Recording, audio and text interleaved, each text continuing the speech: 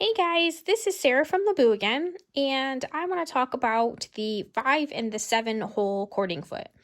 So I am currently threading the 7 hole cording foot, and I'm using a little wire tool. This little wire tool came with my cording foot, and you can see that there are a bunch of little holes in this foot. And what I like to do for this particular foot is I like to thread the holes from the back, and so I'm just feeding this little wire in from behind and popping the threads through. So now that I have all of the threads through that I want to use, this is the 7 hole cording foot, but I'm actually only using 5 threads. So the beauty about these is that you do not have to use all of the holes. All right, and before I started, I went ahead and tied a knot in the back of this so that when I pull these threads all the way through to the front, I don't pull them all the way through because I don't want to have to rethread those. So I actually did the top 3 and then I did the 2 in the center. So that's where I have my 5 threads.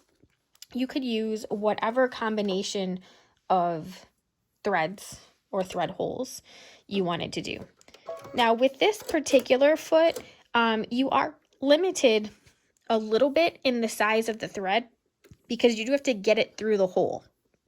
So as long as you can get it in the hole, you are going to be great. The thread that I have here is some number 5 crochet thread. It comes on a roll like this, and it comes in a variety of different colors. This just happens to be the bright colored one that I chose. And then you're going to want to pick a stitch that has a few left and right motion stitches. So we have the different choices here. Minimum, you're going to want something like a 3-step zigzag or one of these decorative stitches here. I'm actually going to stitch both of them just so that you can see the difference. The reason that you're going to want something like that is because you want the threads to be secured down. You don't want them to slide around. So this is the 3-step zigzag. And I'm going to make that just a little bit wider. That was at 5, and here we are at 6. Just a little more wiggle room in there.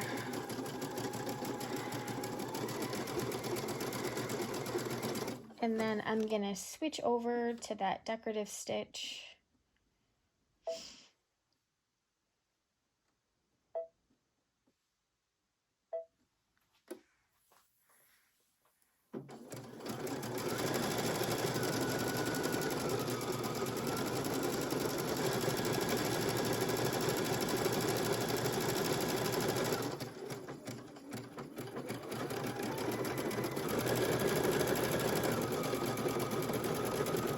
You can see the holes do a really good job of holding all of the thread in.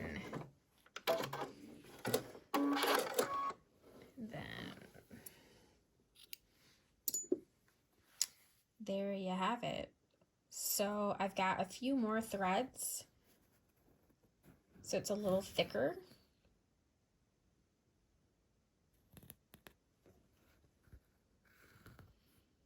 And if you wanted to compare this to the 3-hole one, here's the sample of the 3. So it's a little thicker because I've got a few more threads. So there you go, comparison. Using that same style of stitch. And again, there's not a lot of difference between the 5-hole and the 7-hole. The 5-hole holes are just a tad bit bigger than the 7. I owned the 3 and the 7. I figure I have the best of both worlds with those two. I've never picked up the 5-hole one, but some people really like it because of the additional size of the holes. It's not significantly bigger, it's just a little bit bigger, so it can definitely make a little bit of an impact. But some sort of flossing apparatus to get your thread inside the holes here will give you the best outcome. And like I said, I tie a knot in the back of the thread first, and then I feed the threads from the bottom up, which means I do need to know how long I want my threads to be before I start. So that is definitely important. I find it much more difficult to feed from the front down and not lose my threads. So I hope this helps, and thanks for joining me. Bye.